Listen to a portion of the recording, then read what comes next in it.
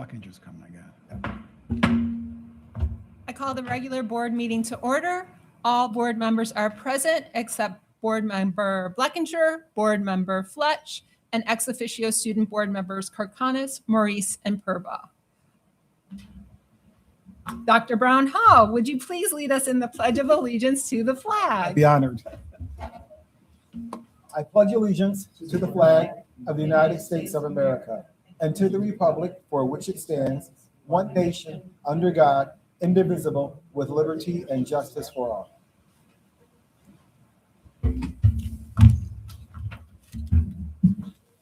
May I have a motion to recess into executive session to discuss the superintendent's year-end evaluation and employment matters related to particular persons? Board Member Bulin and Board Member Manna, all in favor? Motion carried unanimously.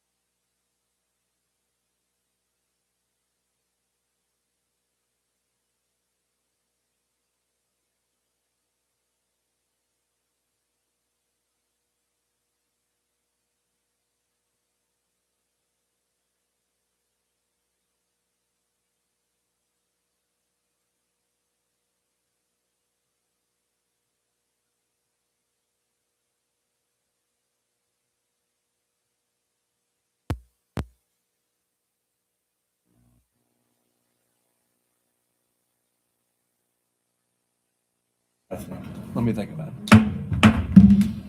May I have a motion to return the regular board meeting to public session? Ms. Pullen, Ms. Bleckinger, all in favor? Motion carried unanimously. I call the regular board meeting to order. All board members are present except board member Fletch and student board member Karkanis. Good evening and welcome to all in attendance. Please be advised that in the event of a fire and emergency and an evacuation should be necessary, an alarm will sound. Please note all marked emergency exits and evacuate well away from the building. At this time, we request that everyone turn their cell phones and other electronic devices to silent. Thank you. Dr. Brown Hall, I turn it over to you for the recognitions and school spotlight. Thank you very much, Board President. To begin our recognitions this evening, I want to acknowledge two of our board members.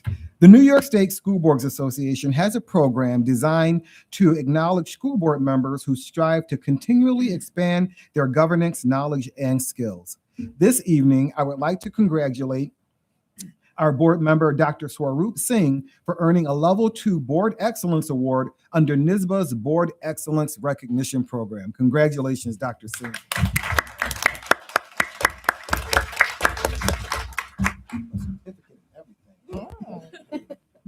Congratulations.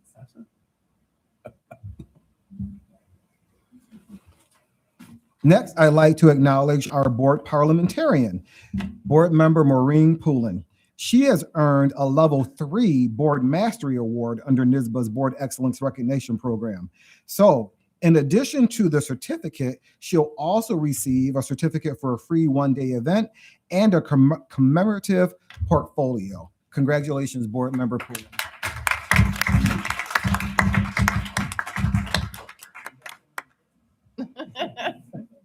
Congratulations. Thank you very much. Now we'll begin with our school recognitions. Our first school spotlight tonight focuses on physical health and the lifelong skills associated with learning how to ride a bike. Led by PE teacher Katie Dylig, the bike unit teaches fundamental riding skills and safety, ensuring students feel confident on two wheels. Beyond gym class, students have the opportunity to bike together in the morning with the bike bus and also participate in a family-friendly bike rodeo. To share more on this, I'd like to welcome Dodge Principal Charlie Smilnich and physical education teacher Katie Dylig.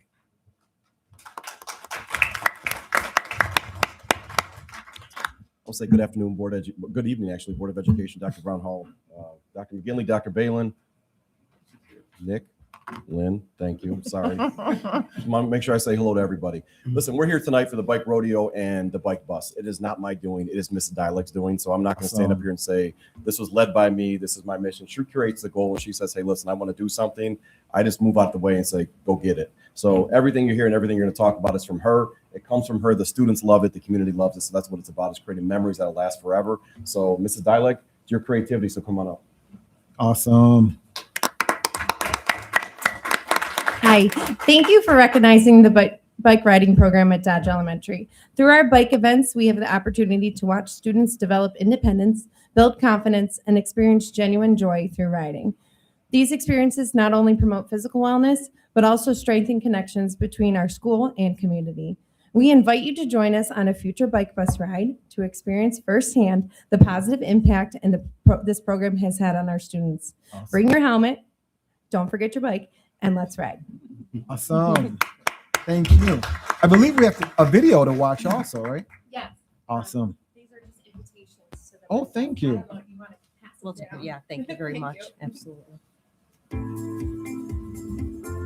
Full power.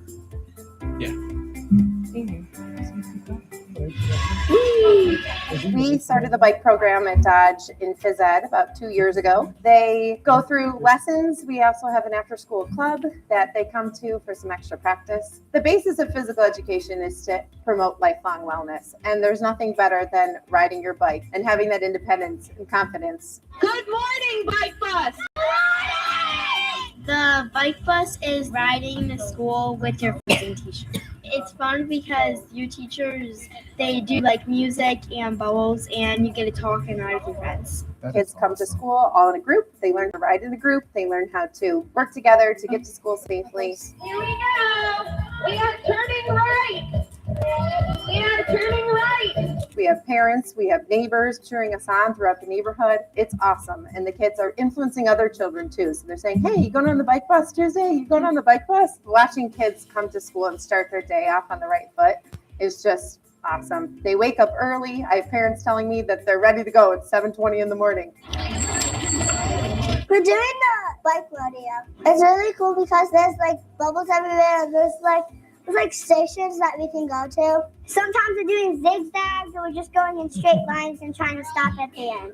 You have to know where you're going and when to stop and when to turn. The bike rodeo is a bunch of obstacles that we bring the kids through. Traffic safety, staying on the right, knowing where cars are going in the direction that they should be going, using hand signals to help them know which direction they're supposed to be turning. You're going to go in here and you're going to follow the lines and stay on the right. If you want to go down this way, you got to stop at the crosswalk. Kids have told me that they've learned how to ride a bike so that they could do all of these bike events and the bike safety and so forth. There's nothing better than a kid in a helmet growing as a lifelong learner that's going to be a healthy and well person.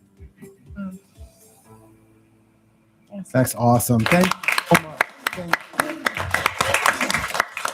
you. Katie, great job. Our final spotlight takes us to Maple West Elementary School with a lesson that truly brings science to life. Hatching chickens in an elementary classroom is no easy feat. Students watch in anticipation for 21 days, learning about life cycles, responsibility, and biology firsthand. When the eggs finally crack and tiny chicks emerge, the room fills with pure wonder. It's an unforgettable hands-on experience, creating lasting memories that stay with students long after the chicks move to their permanent home. Please welcome Maple West Principal Kate Wendling, who will share more about this fun, engaging adventure. Welcome, Kate. Good evening to the Board of Ed and the leadership team. Thank you for having me tonight. We are excited to have this opportunity to showcase our chicks at Maple West. One of our first grade teachers, Mrs. Teal, led this adventure of hatching chickens in her classroom. As you can see in our video, she did an outstanding job of integrating the learning and development of chickens across all content areas, creating engaging and meaningful learning experiences for our students. Throughout the process, Mrs. Teal organized a schedule that allowed other classes to visit, observe each stage of development, watching from the chicks growing inside the egg to seeing them hatch, and finally observing how quickly they developed and grew after they hatched. Our Maple West chickens are now living on a farm in Clarence very happily. We hope you enjoy the video showcasing our baby chicks at Maple West. Thank you. Thank you.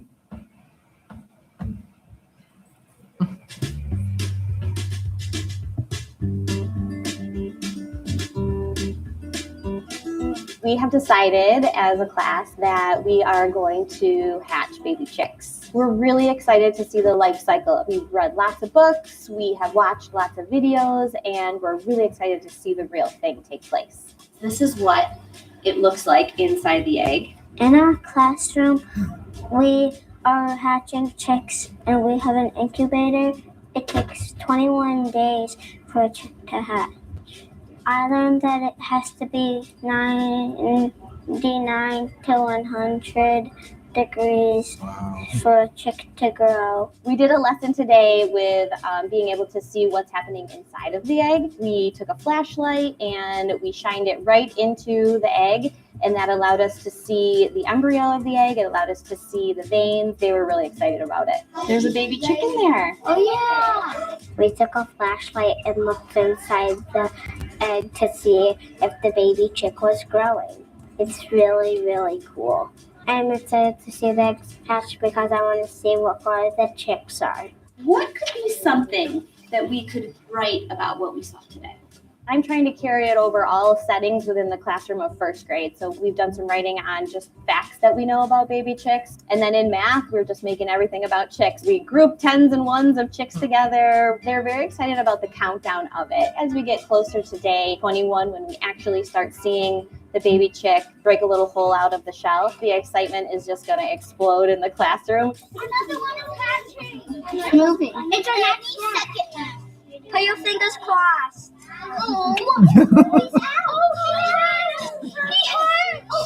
It wasn't fully dry, but it was still really cute. We had to stay in the incubator for another day to dry off. Then it went into the brooder. They were very soft and fluffy, and sometimes they follow your finger if you put your finger on the glass. Some were brown, some were yellow, some were black and white. Everybody was excited because they're really cute and we get to hold them. It's really fun holding them because they're so cute. He's literally calm. He's chill. There's lots of energy around getting to hold them as much as possible. We've had the opportunity to put them on our circle rug and let them wander around and roam. They're noticing them interacting with one another, how they walk, how they eat, how they drink. They're noticing the changes that are happening with their bodies. They already are getting some of the pin feathers on their wings, so the down is disappearing and they're getting their adult feathers. I'm really hopeful that all these students are going to remember it. To show videos and to read books of what's going to happen is one thing, but for them to actually see it with their eyes is so powerful for them. That is awesome. Thank you, Kate, for sharing that. I turn it back over to you, Board President. Thank you. Are there any board acknowledgements this evening? Dr. Singh. I just wanted to acknowledge Linda and her team for organizing the vote. It went on, as efficient as ever. Absolutely. Yes, it was amazing, amazingly efficient. Thank you. Any other board acknowledgements? Okay. Normally we would move on to public expression, but no one has signed up for that for our first public expression this evening. So we will now move back over to Dr. Brown Hall for the superintendent's report. How about that? No. Awesome. So first, under 5A, we have our annual report from the Nutrition and Fitness Committee. And this is submitted annually. So the committee reviews the current policy and has created the annual report that's attached in board docs to this month's agenda. The committee is in agreement that the district has met all the policy's requirements pertinent to the current 25-26 school year. The committee has also provided comments and other information relevant to the policy's wording, and the policy committee will meet on June 15th to understand what is written there and then update our policy as necessary.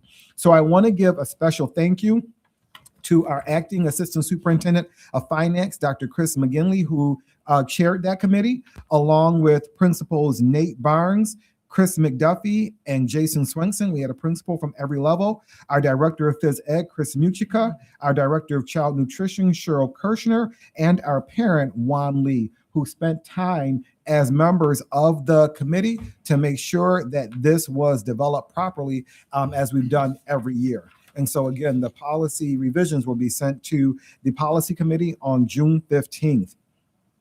Item 5B is our facility update, really highlighting our capital construction project and our AC, our air conditioning project at the elementary buildings. And we have some pictures in 5B also that show when the helicopters were here to bring the installation units to the top of the roofs on some of our school buildings for the air conditioning. I'll jump to item 5C. We have special guests with us this evening. We have our special education directors. We have Kathy Raxel, Christine Barth, and John D'Angelo, who will be presenting our special education report. Thank you very much. Come on up.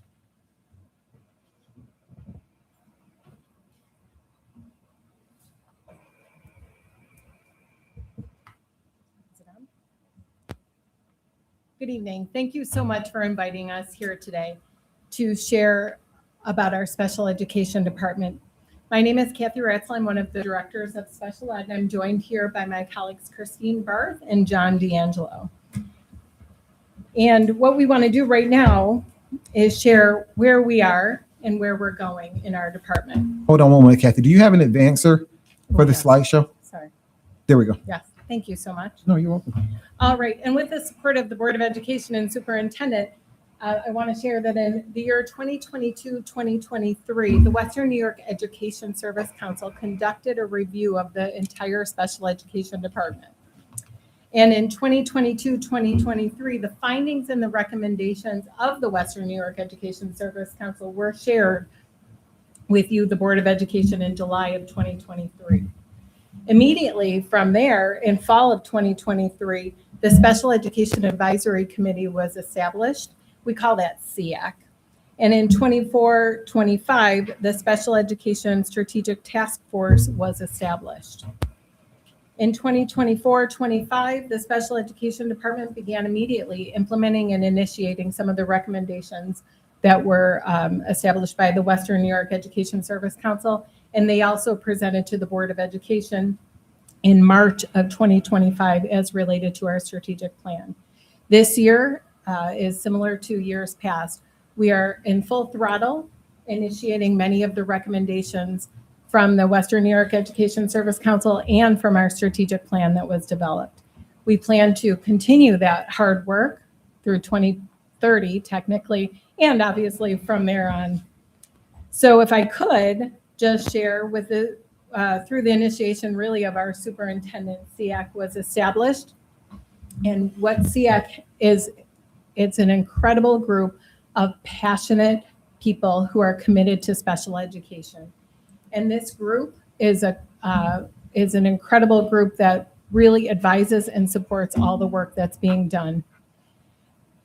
We had the fortunate experience to have one of the Western New York Education Service Council members present with us at all of our meetings as well.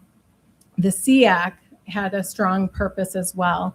They were guiding and supporting the strategic planning task force that was established in recommending and supporting our goals.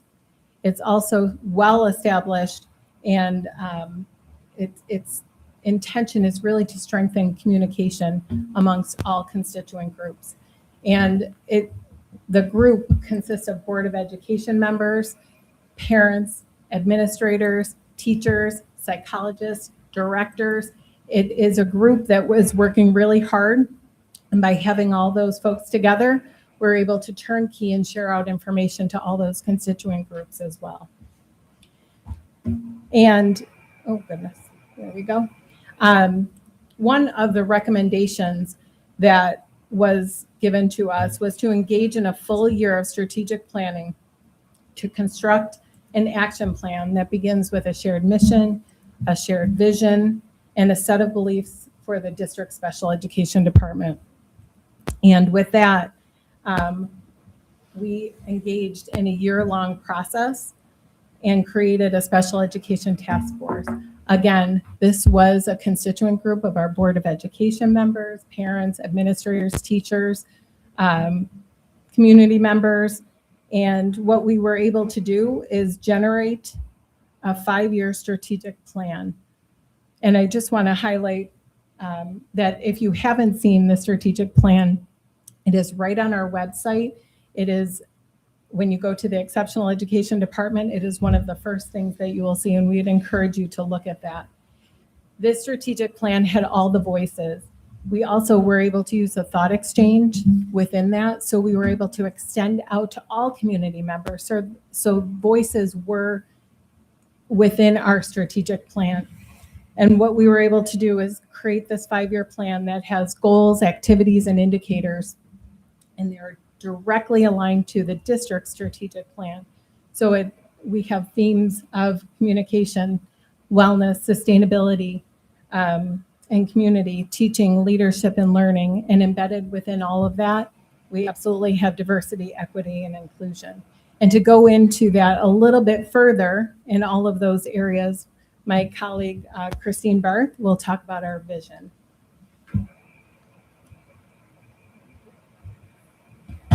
So out of those recommendations was the creation of a shared vision and mission statement. I am not one to read to you from a slide deck, but we did put a lot of time and effort into that creation.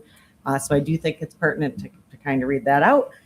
So the vision is really to ensure and promote a model of excellence capable of promoting individual student success and well-being by providing a full continuum of K through 12 program options to meet the unique needs of all students. Based off of that vision of where we want to be, our mission is to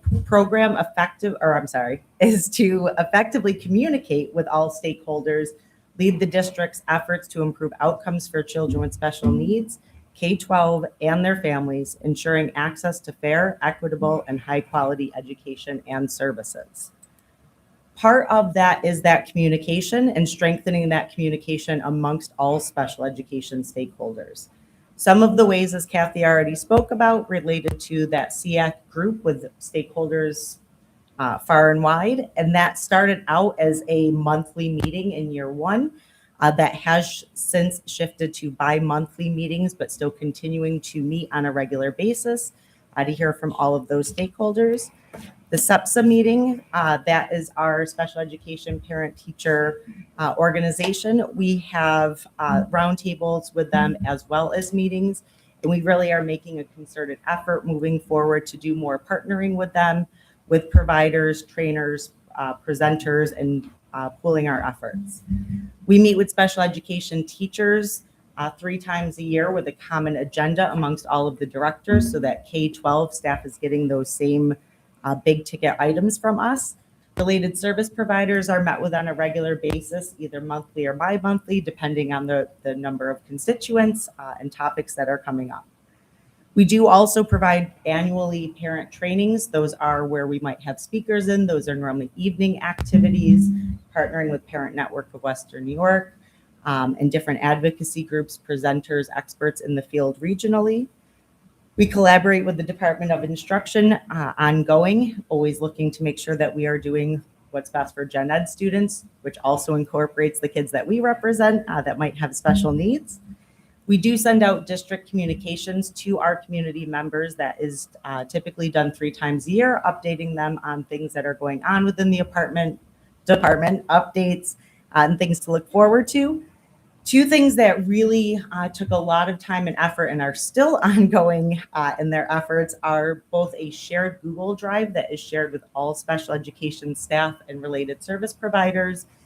It is quite the curation of items, but it really is geared to be a one-stop shop for our staff for forms, guidance, legal updates, so that everybody has shared access to that same pool of information that we're referencing in our meetings.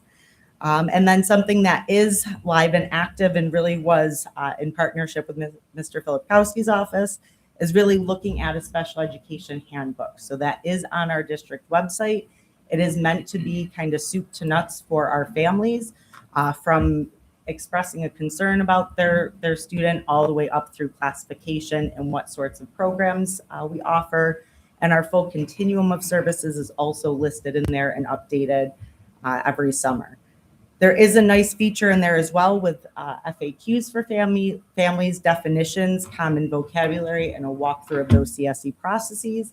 And then again, in partnership with Mr. Filipkowski's office, he did mostly enter in a lot of nice QR codes so families can even scan to go to other sites like Parent Network of Western New York and other resources that are helpful for families.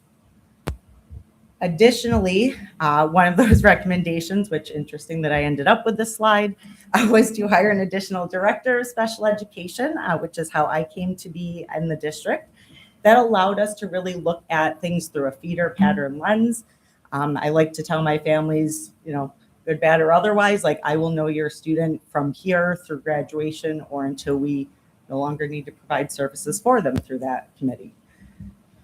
Another recommendation was some additional resources to meet areas of immediate need. One of those, and thank you to the Board of Ed, who approved earlier this spring, 2 teachers on special assignment, which will specifically be working to support our strategic plan and be available for teachers as a colleague to help support these initiatives, primarily focusing on integrated co-teaching, specially designed instruction, progress monitoring goals, all of those things that weave together to make that individualized education plan educationally beneficial for those students. Additional resources on top of that that supported our wellness community and sustainability was over the course of the last few years, there has been additional hiring of school psychologists and counselors to support program expansions within the department. Additional hiring of related service providers and support staff. Again, as we expand our programs, that does come with staffing needs. Program expansions that substantiated those hires. We have over 90 staff in the district that are CPI trained, which is de-escalation all the way through at times physical restraints if needed, but quite honestly, it's really focusing on that de-escalation and not getting to that point. We do have behavioral supports. We do have one BCBA in the district that works with the head of Level Up ABA and supporting our students in those district classes, as well as 3 behavior techs, again, across the entire district to support students at that need. We have done the special education handbooks. Again, there's the parent one on the district website. There is a secondary one in that shared drive that is specific to our staff with links and supports and forms and such that they need. It walks them through case management. And then we have partnered a lot with the Curriculum and Instruction Office to really look at our MTSS process and how that weaves and coincides with our special education planning. And then I will pass you off to Mr. D'Angelo next. Thank you, Christine. Thank you. Good evening, everyone. Thank you. In terms of our continued efforts of our strategic plan and our goals, we have crafted a number of opportunities to demonstrate teacher leading, learning, and leadership and professional development. I'm not going to read through all of the professional development opportunities that have been provided, but I will share some highlights. Initially, our teachers and related service providers attended half-day and full-day trainings in the topics that are listed on the slides. In particular, I'd like to highlight the work that we have had with Dr. Washit Hecht.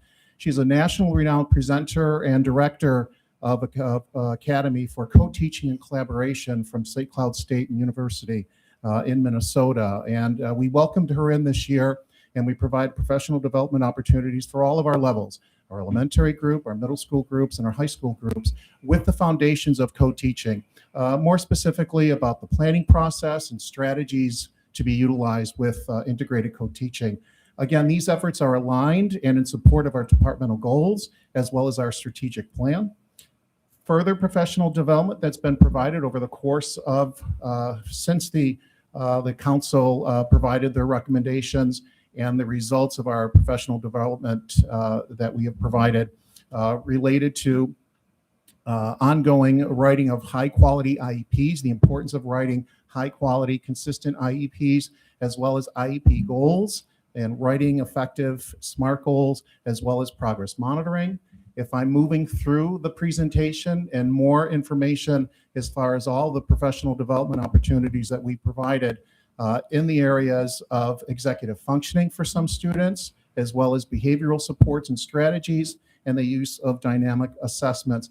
I do want to highlight in this next slide, as we continue with our professional development opportunities in the areas of supporting our support staff, our paraprofessionals, and providing thoughtful and relevant information to assist them, to assist our students with the needs that we do have, and also in areas of sensory strategies and disability awareness.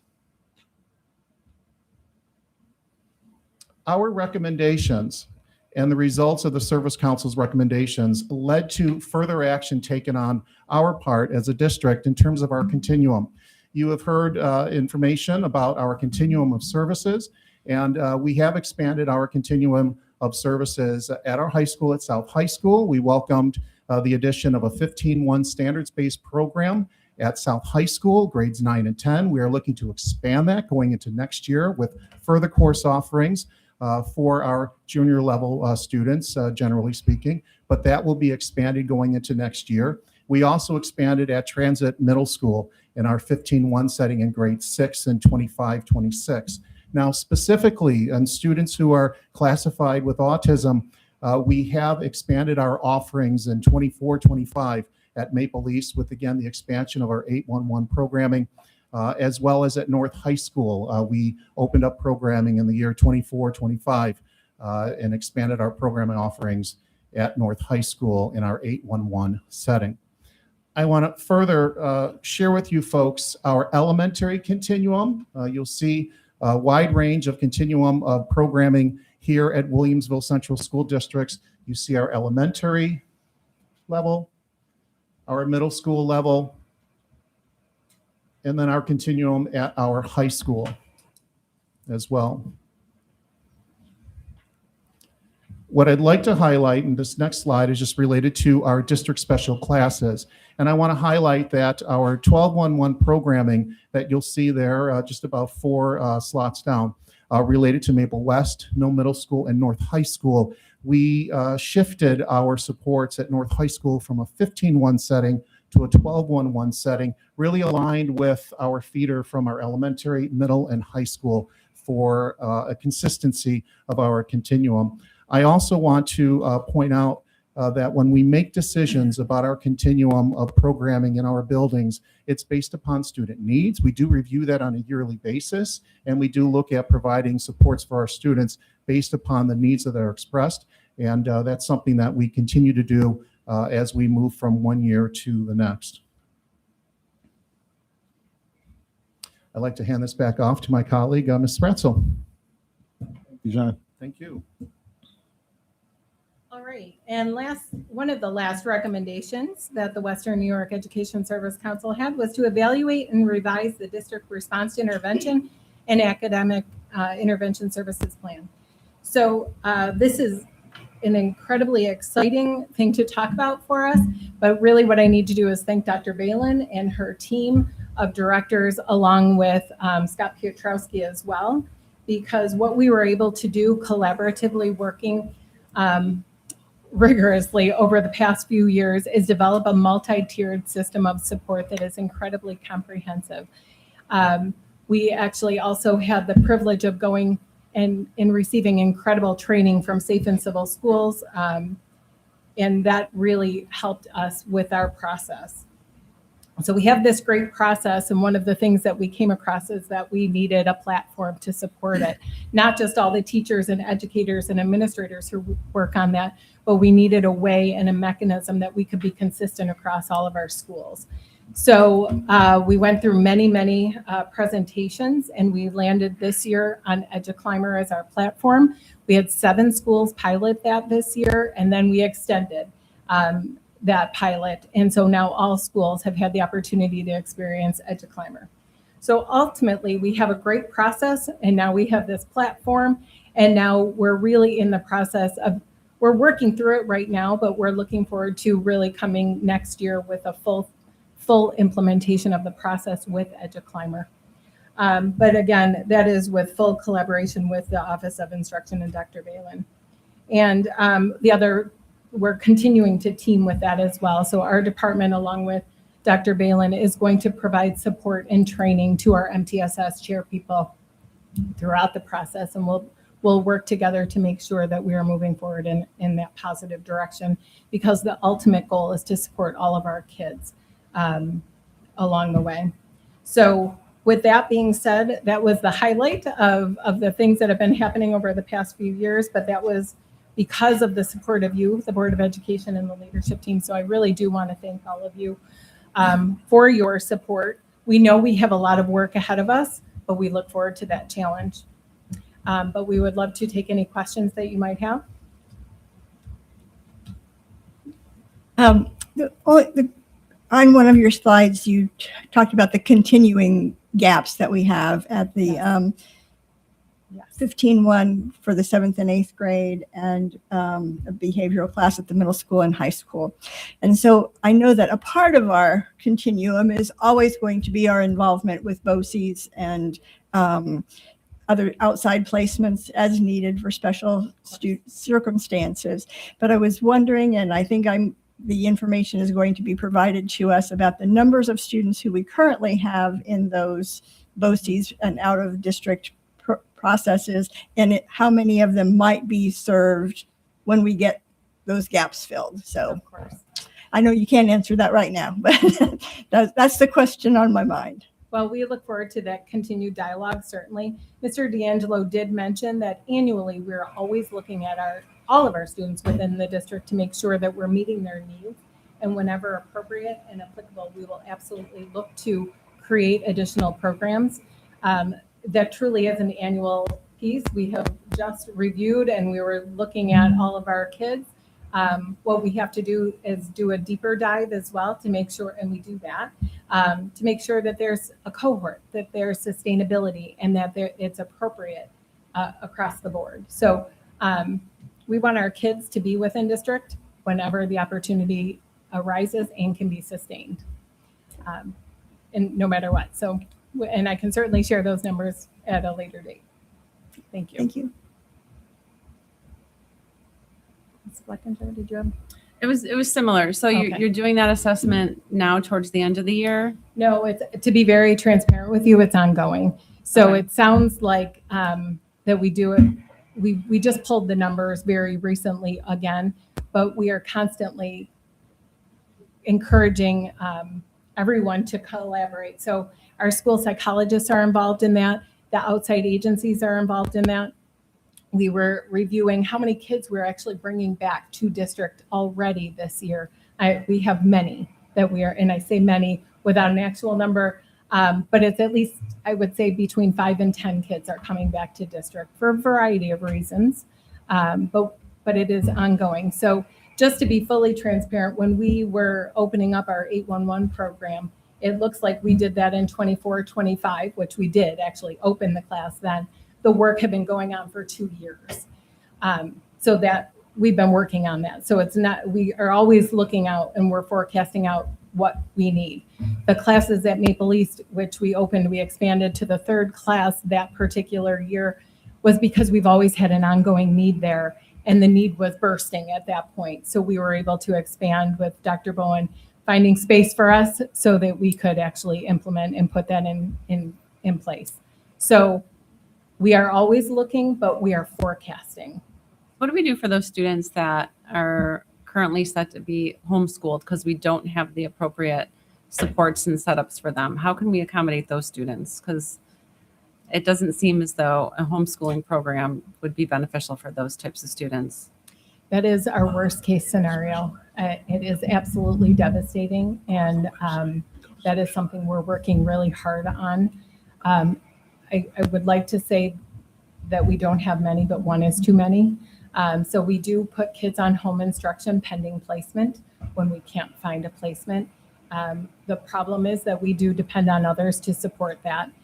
We reach out to every agency available that is also appropriate because some are standards-based and some are alternatively assessed. We are also looking to other school districts in case that in the event that they have an opening in those classrooms as well. We do not want any of our kids to be on home instruction pending placement. I don't know how to be more clear. We lose sleep over that. And that is very honest. It is a very challenging situation.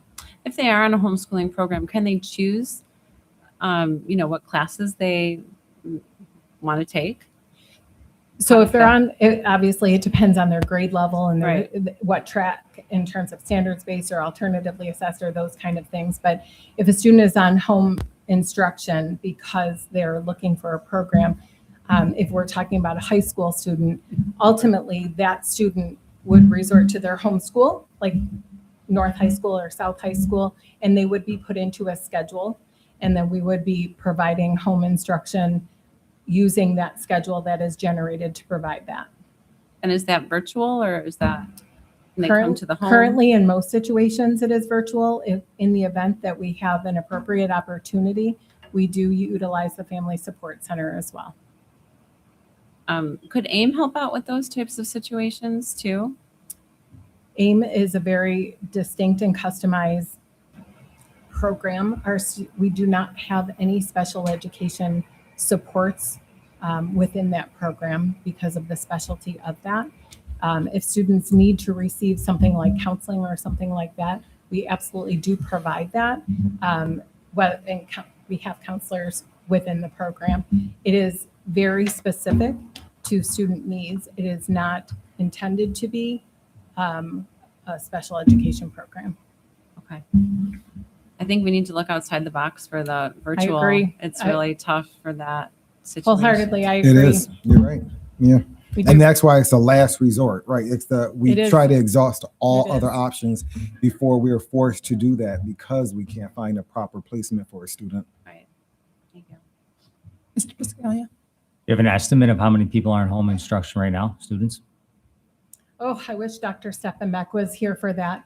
I don't actually have a number. Are you asking, I just want to make for it clear. special Are you education or- asking, Average, like are you asking for home instruction or students that are getting instructed virtually because we don't have a placement for them? virtually for placement? Okay, Oh. that's different. Right. Sorry, you're right. No. Currently, I don't have any, I would say it's less than 5 because I can't give you a number without knowing that off the top of my head, but we do anticipate that that could be happening for some students currently right at this minute, but I would tell you that I don't have any. And right I now just want to be speak of. clear We with can get that, number. less than 5 for a district our size is not something, to shy away from, just being fully transparent, because there are other districts that are smaller than us considerably that do have higher numbers than that because they're not able to find placements also. Do you think the new BOCES will help out in those cases? I sure hope BOCES will Absolutely. help out. They're expanding, obviously, their programming, and we want to tap into that. They did indicate that they plan to expand in some of the areas that we really struggle to find placements for our students. Dr. Capuano has confirmed that for He sure. has. Mhm. So And well, I can't ask that. Never mind. That's confidential. please don't. I know Mr. Bulin has a question, so while you're thinking, can we go to Mr. Bulin and then we can come back to you? I'm curious, do we know the number? I'm sure we do. I'm not sure you have it in front of you. The number of total students on alternative assessment that are being alternatively assessed inside the special ed program? We can get that number for you. Can- Yeah, we definitely. We're, absolutely. And I'm just curious, with the increase in the programming, Oh. has that gone down, gone up, stayed the same?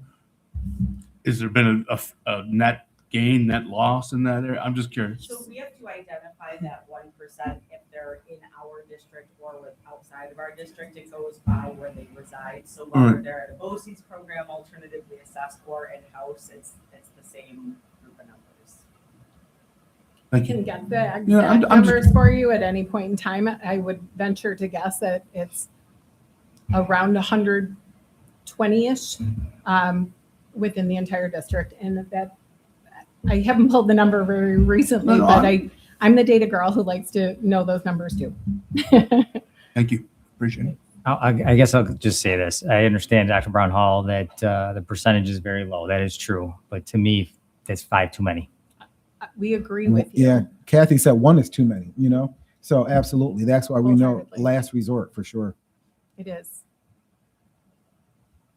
Dr. Spicer, you had a question? I'm sorry, Board President. No. Dr. Spicer? I don't have a question. I have a statement. 3 years ago, obviously, this was the big topic of discussion. It's one of the reasons that I ran for the school board. We've had this lovely PowerPoint presentation, but I also want to recognize that out in the community, in the meetings that I attend, the emails that I send, I want to recognize that the leadership of the exceptional education team is very present. You have truly responded visibly. And I can see, you just mentioned it, the Family Support Center crossover. I feel very passionately about children who are home, especially children who are school refusal kids. They're very rarely talked about. And a lot of times there is a crossover with special education. The district has really put forward some resources, and your presence that I've seen impact families positively. As always, special education we have to constantly work to be better and do better, which I recognize that, but I would be remiss if I didn't comment on the changes that I have seen from a structural point of view over the last 3 years. And I appreciate it, and I look forward to us continuing that work. We appreciate that. Thank you very much. Yep.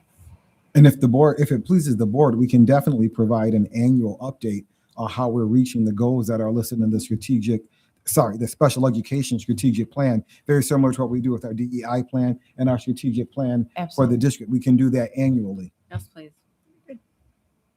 Everyone would support that. Yes, Perfect. we would too. Thank you. Thank you. Thank you. Kathy, Christine, and John, thank you very much for your Thank you. presentation tonight. And we will get the additional information that. I had a question. Requested also. Oh, he has a Yes, go ahead. I'm just curious, was your team present at the Western Region PTA meeting? No, not All to right. my knowledge. I believe this was talked about there. Okay. Just Thank wanted to you. mention. I Thank you. appreciate that. Yeah. Thank you. Thank you very much. So we do have two additional presentations. So I'm going to turn it over to our Acting Assistant Superintendent of Finance, Dr. Chris McGinley, to do our Smart Schools Bond Act Supplemental Investment Preliminary Plan. Great, thank you, Dr. Brown Hall. Mouthful, that's a lot. It is a mouthful, Absolutely. but it's an exciting mouthful. It is. No, Yeah, yeah. it's really good stuff. So Excitement be bound, yes. yes, we'll get the presentation here, and then we'll begin.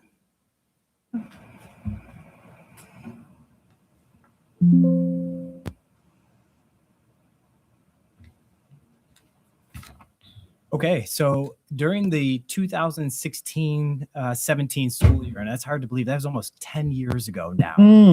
Yeah, the district utilized the New York State Smart Schools Bond Act to fund the upgrading and expanding of our network infrastructure. And so we installed a lot of switches and wireless access points in every classroom. And we were allocated originally $3,474,731 to do this work.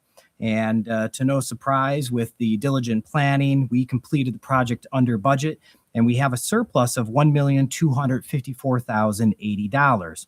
So in order for us to use these remaining state funds, New York State is requiring that we seek the board's approval of this supplemental plan, and after a public hearing that's going to occur on June 9th. So this supplemental plan is presented to the board tonight as a required first step in this process of the approval process from state ed. So this request is, we're not seeking to expand the scope, the footprint, the instructional intent of the original project. It really is just to support the continued reliability and performance of previously deployed systems by replacing these aging network equipment, which I mentioned are nearing 10 years. So that's pretty impressive for technology to last that long. So all this work will occur within the same buildings and the same locations as the originally approved 2016 Smart Schools Investment Plan. The next 4 slides really just detail some of the scope of work and required by New York State for us to present this. But this slide here just goes through the wireless access. The next slide highlights the switches.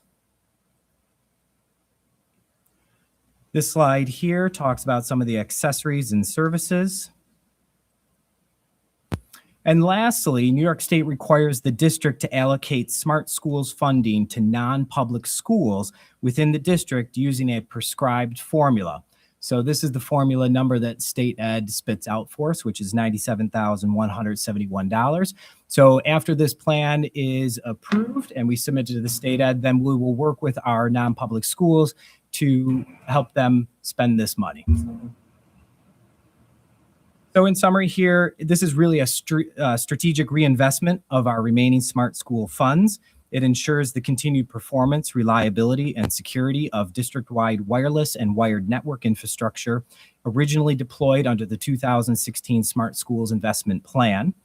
And so our next step now is our public hearing 2 weeks from now that will present this. So I'll turn it back to Dr. Brown Hall for any questions. Thank you very much, Dr. McGinley. Are there any questions, board members?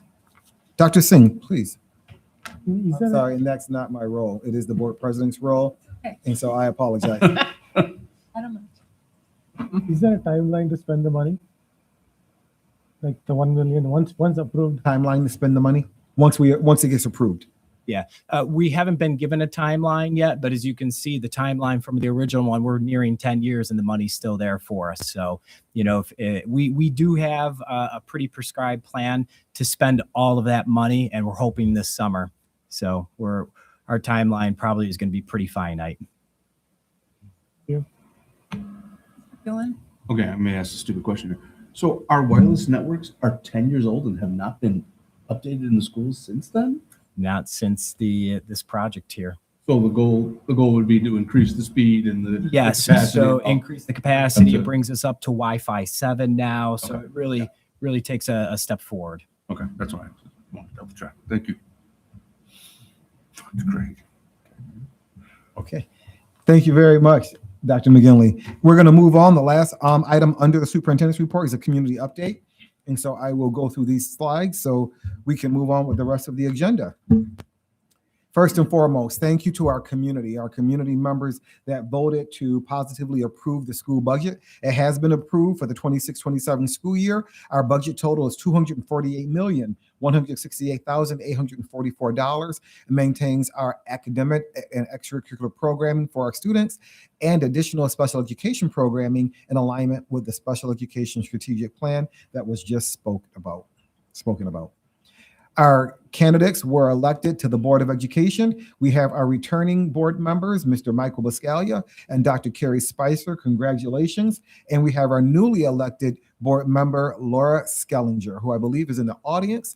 There she is. Thank you, Lauren. Congratulations. And so they have all been elected to 3-year terms, July 1, 2026 until June 30th, 2029. 2029. I can't. It's phenomenal. Phenomenal. I'm unwell. But thank you for your service on the board. Thank you very much.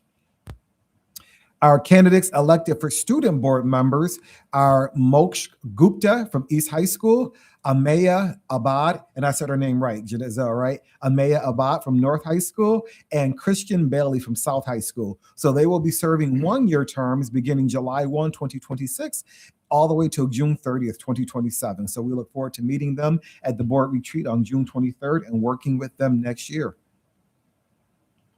So we are going to be undertaking a cabinet reorganization here at district office and just moving some duties and responsibilities around. So beginning July 1, 2026, the district office will be restructured. We will have a reimagined position of assistant superintendent for operations and student services that will cover student services and supervise our district medical director, but will also oversee transportation and child nutrition, which were previously under the assistant superintendent of finance and management services. Those duties and responsibilities will report to the assistant superintendent for operations and student services, which was previously the assistant superintendent for exceptional education and student services. So we are not adding an additional assistant superintendent position. We're reimagining some of our positions. We are also elevating one of our directors of special ed positions to be a senior director of special education, overseeing all of special education and reporting to the superintendent. And that person you will see in the board packet, that person is identified in the board packet for the senior director position, and that is Kathy Raxel, who just presented this evening. Our graduations, I know parents use this as a reference. So our graduations, Williamsville East is Friday evening, June 26th at 6 p.m. Williamsville North is Saturday, June 27th at 10 a.m. And then Williamsville South is Saturday, June 27th at 6 p.m. East and North are on their athletic fields. South will be at the main entrance and on the front lawn where they've historically held it. Our alumni associations are up and running. We are actually meeting tomorrow evening at 6 p.m. here at district office to actually have a bylaws working session for our alumni associations. If you or someone you know is interested in joining the alumni associations, you can fill out the alumni interest form that is available on the district website, or email one of the alumni coordinators at each of the high schools. At East, it's Deb Mahaney and Michelle Weber. At North, it's Mark Percy. And at South, it's Miss Eleanor Gainey. Green Ribbon School. So we are very honored that we have been recognized for our work with Maple East Elementary School. So we have been named a Green Ribbon Schools honoree by the State Education Department. In 2023, the district established a Green Ribbon Schools Committee with its focus on 3 pillars. I want to also thank Board Member Bleckinger and Board Member Poulin for serving on this committee also. The 3 pillars cover Pillar 1, to reduce environmental impact and cost, including waste, water, energy use, and alternative transportation. Pillar 2, improve the health and wellness of students and staff, covering environmental health and nutrition and fitness. And Pillar 3, provide effective environmental and sustainability education, requiring robust environmental education that engages STEM, civic skills, and green career pathways. So we just received word today that the presentation will be on June 16th. They're not sure of the time yet. So we'll be able to go down to Albany and get awarded at the Board of Regents meeting. Very exciting. E-alerts update. So this is very important that parents store these new numbers in their phone. So we utilize an e-alert system that sends notifications to the school community for transportation, weather closing, and other emergencies that may impact the school day. We've been assigned 2 new 10-digit phone numbers that will be used for text messages in our e-alert systems. So we're asking all parents, community members, caregivers to store these 2 new numbers in your phone as WCSD e-alerts. Communication was sent last week explaining this update. This will be more and more important as we get closer to winter because everybody wants to know when we're having a snow day, and that's how you receive the message. Our summer school for 2026 planning is already underway. Our principals have been working tirelessly on programming for summer school. Elementary and middle summer school will be at Casey Middle School. High school will be at East High School, and special education will be at Transit Middle School. Our community ed WOW program will be at Mill Middle School. JFK, Just for Kids, will be at High Middle School, and our music programming will be at North High School. So the dates are there. Any additional information you need is on our district website. June is coming month is Pride Month and Caribbean American Heritage Month.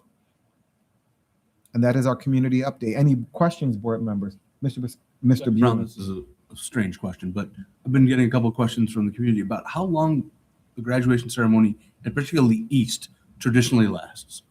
Oh, that's a good question. Our graduation ceremonies, our staff and our administrators have been very efficient and effective with our graduation ceremonies. I believe the East graduation, it was less than an hour and 15 minutes, about an hour and 15 minutes. I forgot which one we attended last year together. Or the year before last. North, I believe. Was it North? How long was When it? I did North. We did North. That was maybe a few minutes longer. A few minutes long. They have many more students. Yeah, So yeah. absolutely. But no, we try to make sure the ceremonies are compact. No, I know. I get a recorded message from me prior to. Do you do a recorded message also, Board President? No. Not for that one, but to try to reduce the number of speeches at graduation. What other questions might you have, board members?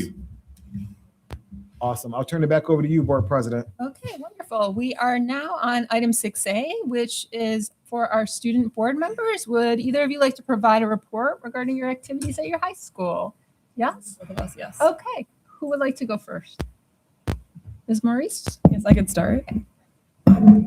We had our 4th Spartan Read of the year and also our last. With Spartan Read, our athletic director and a few other people in the athletic department decided that it'd be a good idea for our athletes throughout the year to go to different elementary schools and read books to the kids. So this year was this past week was our very last one. We went to Heim again on the 15th, and you were able to read books. I was in kindergarten again, and once again, I loved it. This Thursday, we have our final NCAA signing day to honor all of our athletes that are continuing their progression in different sports. I'm unsure about the number that we're having, but I'll update it probably the following meeting. For our upcoming Regents exams in June, Math and Science Development Program, or MSDP, is providing group tutoring after school on certain days where a student is able to sign up to lead a tutoring group for a specific subject or for a specific exam, and students are able to get extra help. Sources of Strength had their mental health scavenger hunt where they had different posters hung up around the school regarding mental health, about different resources, different things, different opportunities and resources throughout our school. And winners that answered a certain amount of correct answers of the posters around the school got prizes. And finally, we have our Spartan Senate piloting. Now, I don't know much about Spartan Senate, but what I do know is that each club will have, I believe, 1 or 2 representatives that will attend the Spartan Senate, and will be able to collaborate between all of our clubs throughout our schools, so that we're more cohesive in our planning. A lot of clubs have bake sales throughout the year to raise funds or different events that are more popular. So with Spartan Senate approaching, they want to ensure that people that are in multiple clubs have the opportunity to attend all club meetings, club events. So this is an exciting thing. And with Amaya being on the board next year, hopefully she'll provide a little bit more information. So that is all for my report. Wonderful. Thank you. Exciting stuff you got there. For South, it was a busy week, or busy spring, I should say. First up, Thad Club hosted their Pia Teacher fundraiser during our staff volleyball game. Students paid $2 a ticket to vote for who they wanted to get pied, and all that money went to help kids escaping drugs, and it was a huge hit as expected. And then our girls for flag football team did some great community work recently. They visited the kids over at Maple West Elementary and Forest, and they went into their classroom to read books to the students, and they even got a chance to be able to join them in gym class and play with them. Then on May 15th, our drama club put on their student-run one-act plays. I don't have the pictures, but the auditorium was packed as usual, and the talent there was incredible. Moving on to our fitness. As you know, fitness is a big focus at South, and we finished our push-up challenge. You can also see our administration and teachers participating. Is that Mr. Vila? Yes, it is. That's awesome. Yeah. But this month, we're having the challenge called the Fittest Billy Challenge. This one's a big one, and it includes everything that's been done throughout the year, like push-ups, sit-ups, and it combines everything. And whoever completes the course the fastest gets a GOAT medal. Ooh. Those are the winners from last year. And then for Cinco de Mayo, our Spanish club did an activity where they learned the traditional art of papel picado, which involved cutting and integrating design into paper. I was able to join the activity, and basically we folded up paper and just cut it randomly. But then when you opened it up, it turned out into a beautiful design. We decorated our language wing with that work. Then I also know that some Spanish teachers had a party too, made quesadillas, nachos, and etc. Awesome. Moving on to our Teacher Appreciation Week, student government took the lead, and they went around the building with a snack cart to treat the teachers and the staff around the whole week. And then on Fridays, as you can see, they set up coffee cart stations in the teachers' lounge. And they also made thank you posters to put around the hallway. I believe you can see them still there. Awesome. Yeah. We really wanted to make sure the teachers felt the love. Absolutely. Moving on to our wellness committee, they brought back the Pause for Love therapy dogs, Chloe, Maggie, and Louie. And they've been visiting the buildings on Wednesdays and Fridays. And it's been a huge stress reliever for students, especially during these final weeks of schools and the APs that just happened. Now, wellness isn't just about dogs, though. The committee also launched a Student of the Month initiative where 4 students in each grade can win for being leaders in wellness. And they've also been doing Wellness Wednesdays with yoga sessions for anybody who wants to de-stress. They've also handed out green ribbons when you enter the school. And then moving on to Connect Life and Sources of Strength. They've been working together, and they've been putting up activity posters and running Stay Connected events to make sure everybody feels like they have a support system here. This was all done in the month of May, as you know, Mental Health Awareness Month.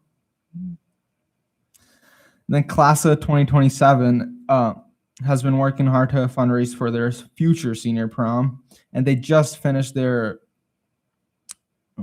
junior prom this last Friday. For this, though, they sold hanging flower baskets, and it was a huge success. I know seniors were able to get community service hours out of it, but making the school beautiful. And those were some big hanging plants. Yeah. Alive, I would like to. Yeah, I gave it to my mother-in-law. Those are huge. Those are nice. Yeah. I will. I want to go back. I'm on the DEI committee for a couple of years, I believe, and with these two, what's it called? Connect Life, Sources of Strength, and Wellness Club, and I also know the Culture and Diversity Club. They partner up, I believe, and they create these initiatives every month, and I've seen like the impact it's had over the years. Because we were looking at some data in the DEI committee. Awesome. That is awesome. Yeah, and it's been successful to see these events. Thank you. Yeah. Okay. Now looking forward, we have our Billies in the Ballpark happening at the Bison's game on May 29th. Our band and chorus will be performing before the game, and a portion of the ticket goes right back to supporting our students. We also have an award ceremony coming up this Thursday. And then we also got a SELA Civic Readiness and SELA Biliteracy ceremony coming up June 11th too. Also today, signing day is happening. I believe 19 students are. Yeah, 19 students are signing. And then orchestra concert is happening right now. Yeah. Started at 7. This would wrap up for me. Thank you. Any questions? Thank you very much to our student board members representing North and South today. Unfortunately, Salil Karhanis isn't here tonight to do the East presentation, but thank you so much as always. Any questions from board members? I believe Dr. Brown Hall had something he wanted to add. I do, because it is getting late in the evening. So I do want to jump and draw everyone's attention to item 11A in board docs. So we have a special guest in the audience tonight. As part of the Eagle Scout project through the Boy Scouts of America, Lincoln Fields, a current student at South High School and former student at Mill Middle School, and the Boy Scout Troop 85 are donating the materials to construct a Gaga ball pit at Mill Middle School. The donated materials towards the construction of a Gaga pit have an estimated value of $3,100. Additionally, Lincoln will be volunteering and assisting in the construction. The pit is expected to be constructed in the summer of 2026. Lincoln, thank you very much for all that hard work and for the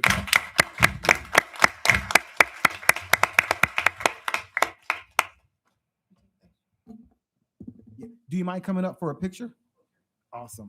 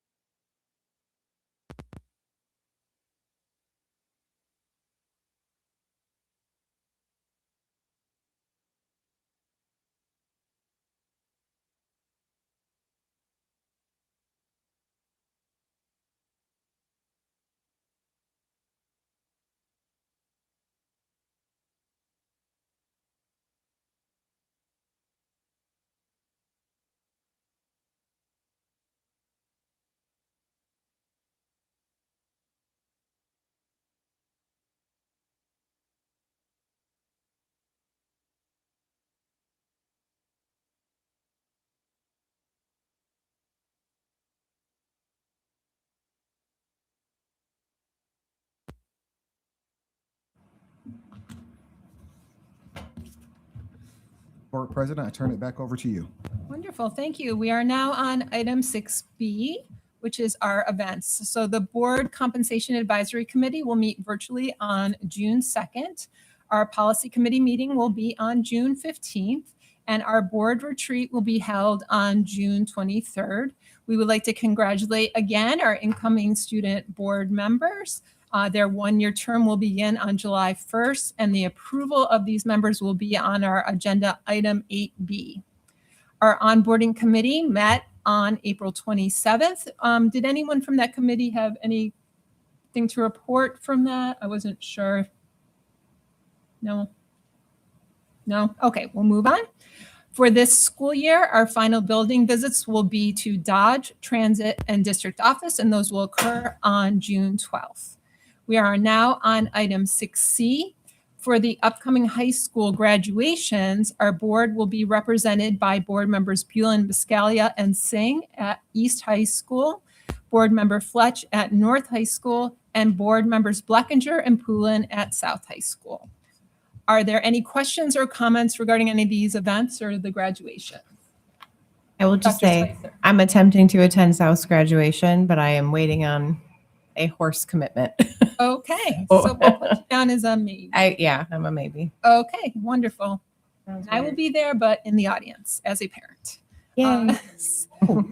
Item 6D, liaison assignments at 6E, ECSB, and 6F, NISBA items are all in board docs. Are there any questions or comment on those items? Okay. Item 6G, our draft 2026-27 Board of Education calendar is in board docs. And looking at the July organizational meeting, the best dates seem to be either Wednesday, July 1st or Wednesday, July 8th. Is there any discussion on this matter? No? Well, we need to pick a date. Yeah, I think there's, That's the I will not be there, so you all need to lead this discussion. It's distinct. This is just me. I may not be here July 8th. Oh, okay. On the availability form, it was only one person that had said they were unable, so you may be unable. So it sounds like then Change. Wednesday, absolutely. So it sounds like now Wednesday, July 1st is probably our best option. Would someone like to make a motion to hold the July organizational meeting on July 1st?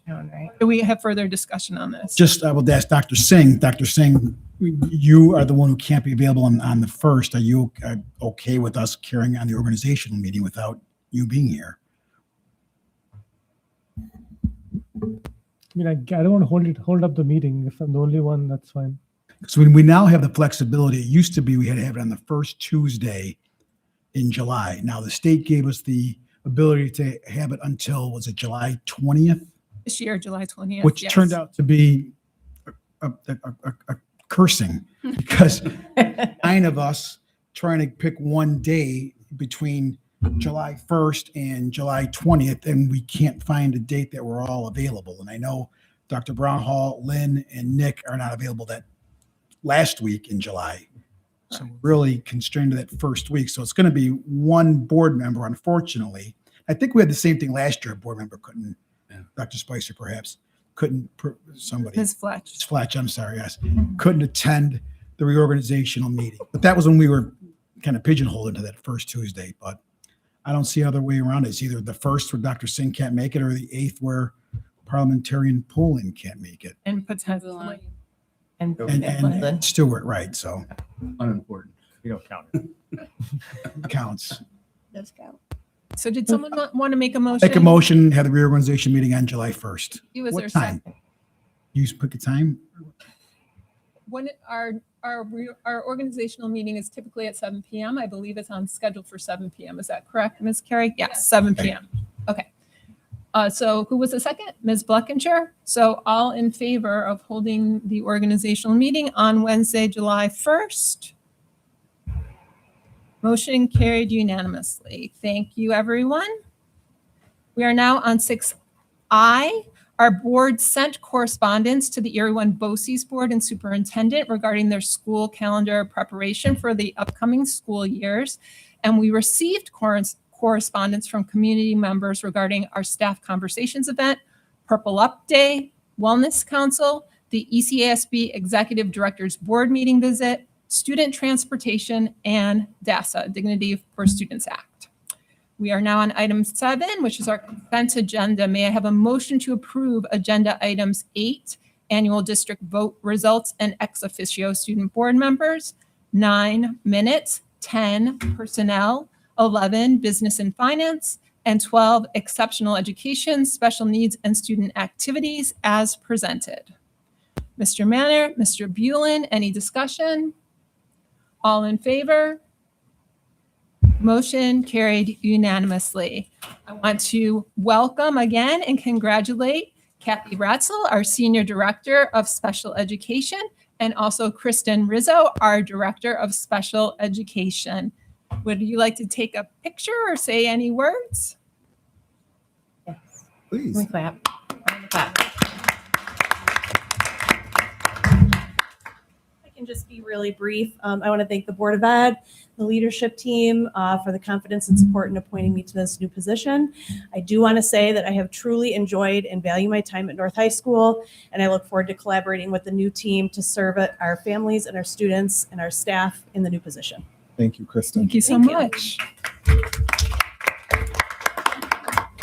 And to the superintendent and Board of Education and leadership team, I just want to thank you for trusting me in this position. This is my passion, and I am committed to the work that we have ahead of us. And I'm thrilled that Kristen is joining our team. So again, thank you to everybody. Thank you.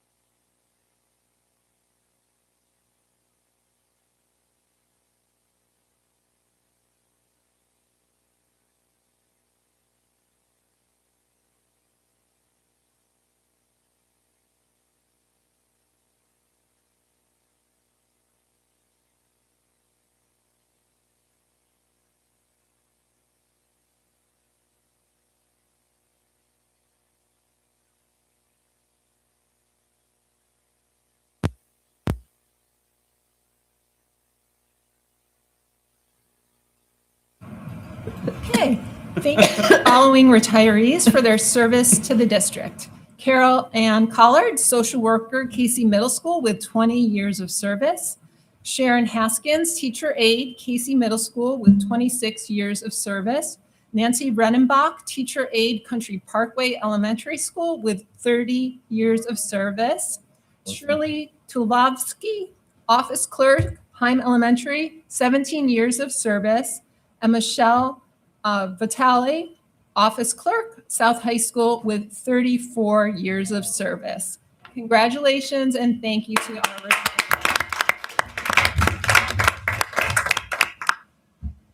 There are no matters to discuss under 13 district facilities, 14 instruction, and 15 legislative matters.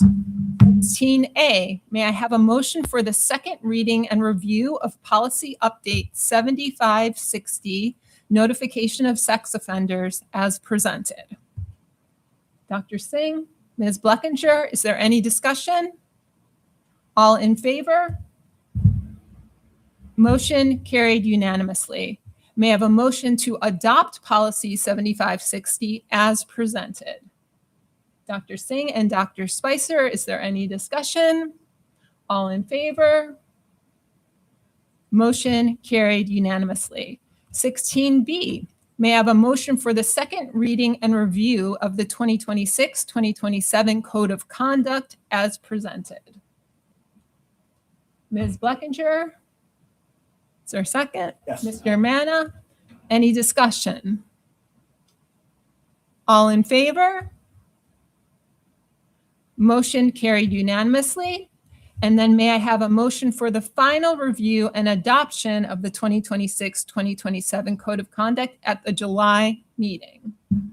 Dr. Singh, Mr. Manna, is there any discussion? All in favor? Motion carried unanimously. Does anyone have a topic to discuss under committee of the whole? I know that our student board member Salil Kakanis was hoping to be here to present on youth court tonight, but we can move that to our June board meeting agenda item under committee of the whole. So now we are on item 18A, second public expression. If anyone in the audience would like to speak at this time, please step up to the podium and state your name. And then I will call on Parliamentarian Poulin to review our public expression format. Could you state your name, please? Angelica Martino. Thank you. Thank you. For our second public expression, the rules are the same as for the first.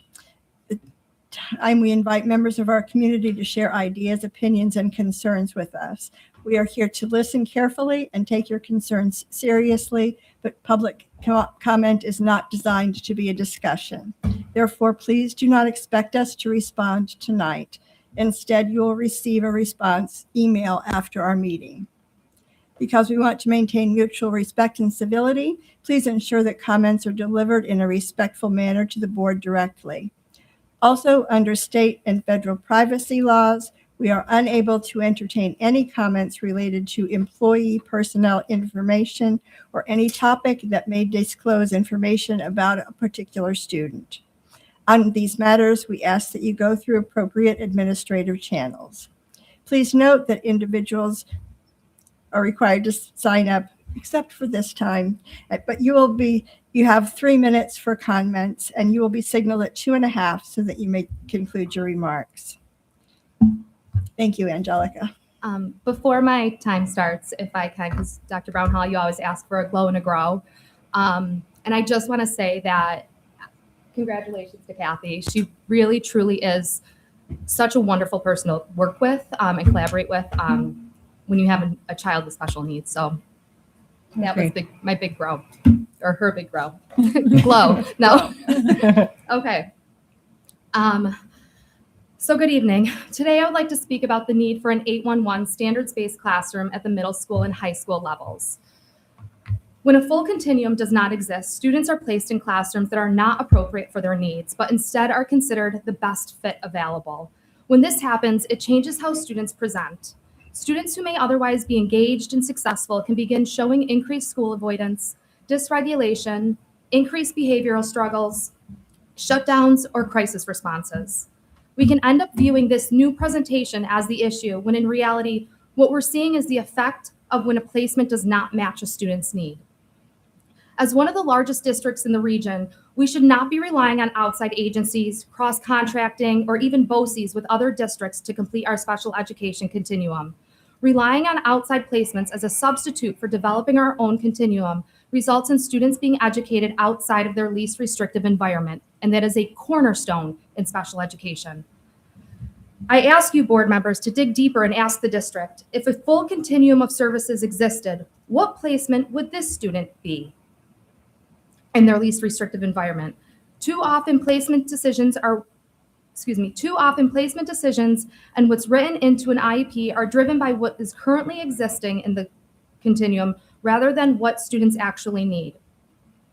I've been coming before you for the past 4 years asking for this same classroom. It started off as the middle school classroom, now it's the high school classroom. I understand that an 811 classroom is one of the most expensive models to operate. The Special Education Strategic Plan identifies ROI, rate of improvement, as a goal and indicator of progress. Board members, I encourage you to prioritize the correct ROI, rate of improvement, and not return on investment. The question should not be, what does this classroom cost? Do we have enough students to justify it? The question should be, what is the cost of not providing it? What is the cost of outside placements? What's the cost of home instruction, lost educational opportunities, and students becoming disconnected from school? Board members, if one student, my child, is too many being on home instruction, then it should only take one student to create this classroom. For some students, an appropriate educational setting is the difference between simply surviving school and truly participating in it. I came here today and I was going to ask for an 811 at the high school. When I saw the presentation on board docs, my heart broke because when my child was at Forest Elementary, he was in only the one 811 classroom at that school. There are now 3. My heart breaks for those students who are going to come up the pipeline, for those parents who are going to have to come here tirelessly to speak in front of you all, because it's going to happen. So if you're going to put your time, your energy, money, please put it at the middle school level. Help those students. There are enough to make 3 classrooms. They should not have to endure what my child has endured. Their schooling should be enjoyable. It should be a meaningful education. And I know when Williamsville strives to educate all students, I know you can. You have so much that you can offer all of these students. Thank you. Thank you for your comments.